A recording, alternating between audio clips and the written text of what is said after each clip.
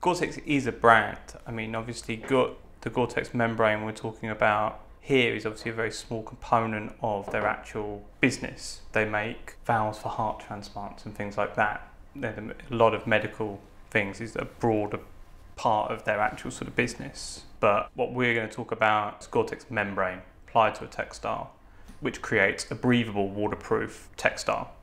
Because the holy grail for alpine performance, for climb performance, basically anything where it's wet, is 100% breathable, 100% waterproof. To give a context of what Gore-Tex is, so when somebody presents you with a jacket and they pour a bottle of water over it and all the water runs away, that's not Gore-Tex. Might be a Gore-Tex textile, the water's running away, but that's not what Gore-Tex does. What Gore-Tex is sort of essentially kind of a sheet of slightly translucent, basically cling film.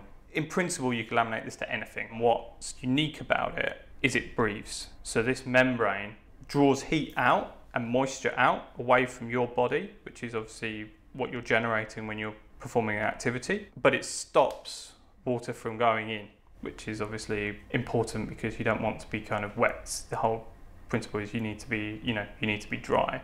As a company, obviously they're aware, and particularly depending on the markets, they're becoming much more aware of the relevance of their textile beyond the alpine, because we live in wet cities, we live in cold cities, and we need protection. A lot of the garments I'm going to talk about or kind of reference, are by designers or brands that are kind of utilizing performance, taking that patterning knowledge, taking that construction knowledge, taking the knowledge of what a textile can deliver, and then putting it in the right place, in the right mix for even a general city use.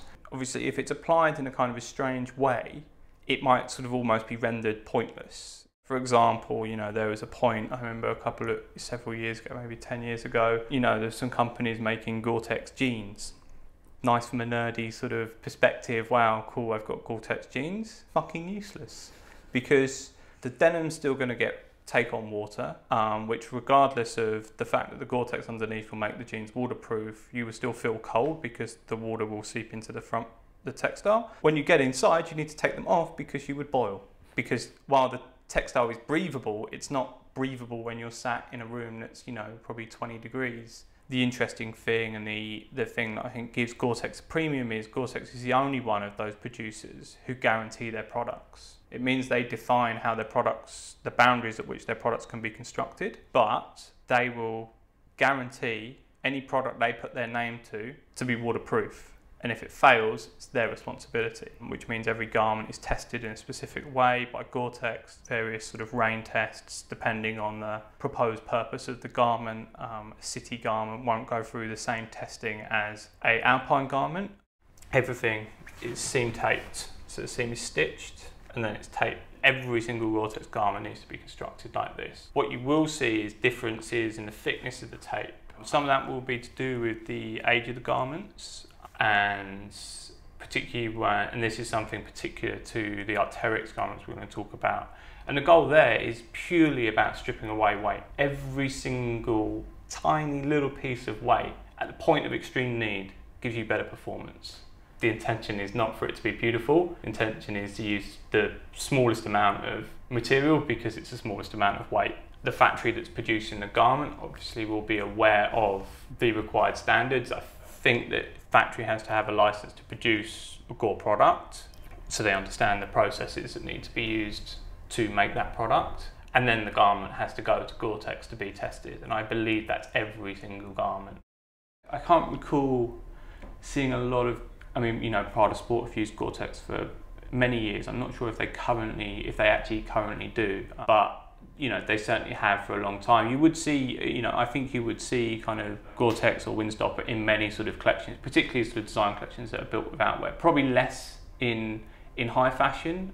Again, purely because there's very long lead times on these textiles. There's very strict rules on kind of construction development. So it's probably more on product focused or outerwear focused brands. Even a brand like Stone Island, a CP company, it's actually very rare they work in Gore-Tex. They don't work exclusively in it. Every so often they do produce a piece, again like the CP company piece here we're going to talk about, which was designed by Ital Fruit. They use Gore-Tex, but it's not something that's in the line, to my knowledge, all of the time, because it's not necessarily it's an element of what they're about. It's an element of their contribution to outerwear. But then what CP Company and sort of an ITOR wanted and achieved basically was an earth dyed. So it's been completely constructed, which gives it, you know, this wonderful, unique colour. There's high points and low points where there's obviously tension at the seams. This would never be done in the performance industry because it's sort of detrimental to the performance of the garment. It still works, but it's not necessarily the best thing for it. From an urban or from a fashion perspective, it brings a very exciting, very interesting treatment, you know, and takes a garment to somewhere different. You know, the original goggle jacket wasn't waterproof. It might not have needed to be. Depends the circumstances, and I think part of the reaction to update this jacket, you know, was to make a real sort of, you know, a real sort of place. And I think by using the Gore-Tex textile here, it added an additional sort of function, you know, along with kind of, you know, what ITOR contributed to the jacket, which was, you know, part of that was obviously him choosing to make it from Gore-Tex because he believed in the performance attributes of that textile. But it, you know, it adds a true sort of performance value, you know. So it's like if you're sat down in this jacket in an open top car, or maybe in a more modern sense on a moped, when that water falls onto your lap, well, the Gore-Tex doesn't absorb that water, it runs it away. But then also being breathable. So, you know, you could have made the jacket out of rubber. It would have done the same thing, but it wouldn't have been breathable. It wouldn't have enhanced the user's experience, you know, and delivered performance. We like the idea of kind of things that perform at the point of extreme need. You know, we don't need them, and we might not ever push them to the level, you know, the percentage of user that's going to do that is very small, but the interest is that you can.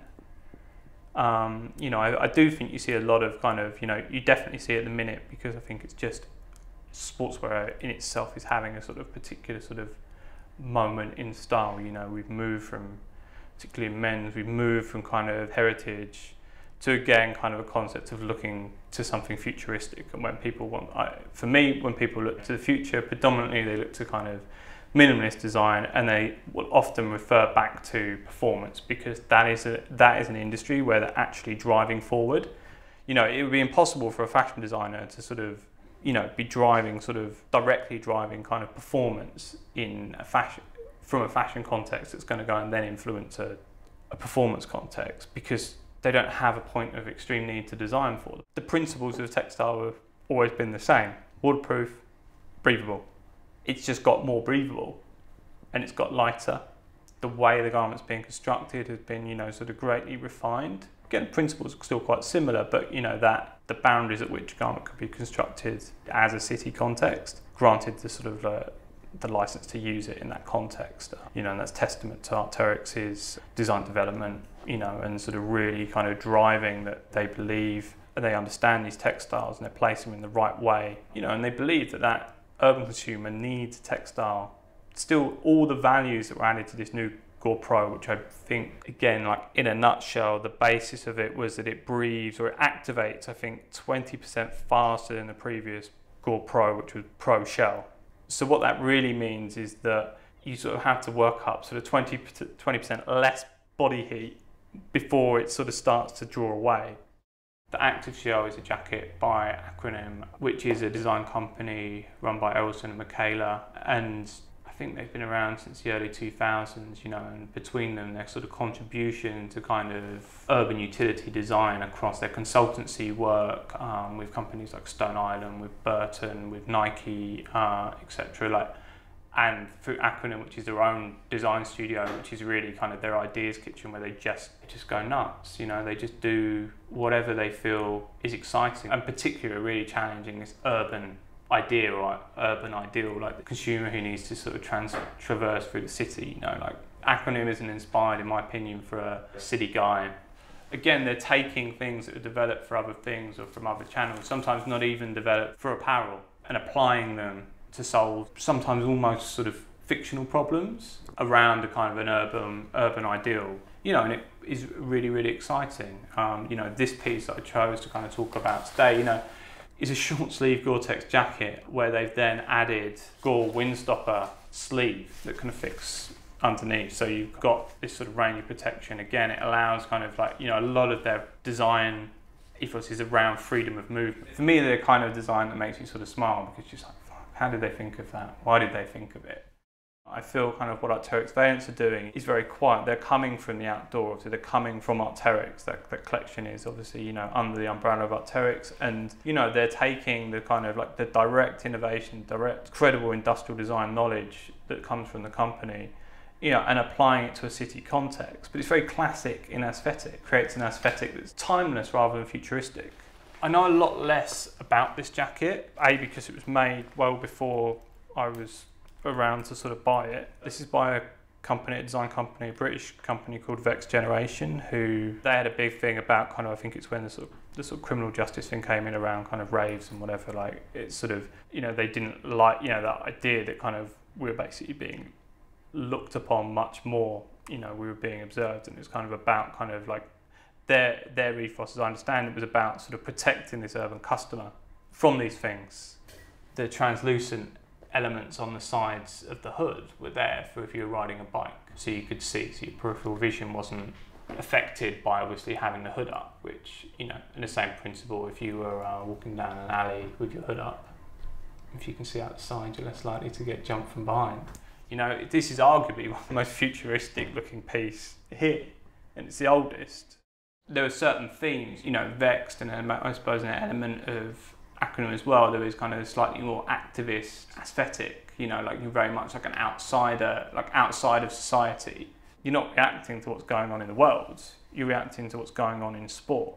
You're just trying to push the boundaries of activity. Whereas when a sort of a designer with the take of the city, or take of the urban, or take of the style, they're trying to react to something because they don't have a performance to react. So sometimes the point of extreme need might be like conveying a message, or supplying a customer with the tools to deliver a message by the way they want to dress, or the way they want to sort of equip themselves to make a certain statement. I see these design contributions on the same level as anything anyone in high fashion is doing. If anything, there's potentially more design integrity in them because they took much longer to design. Real sort of design innovation and design, like investment in design, and then that's what it's being sold on as well. That's the message that's coming over to the consumer.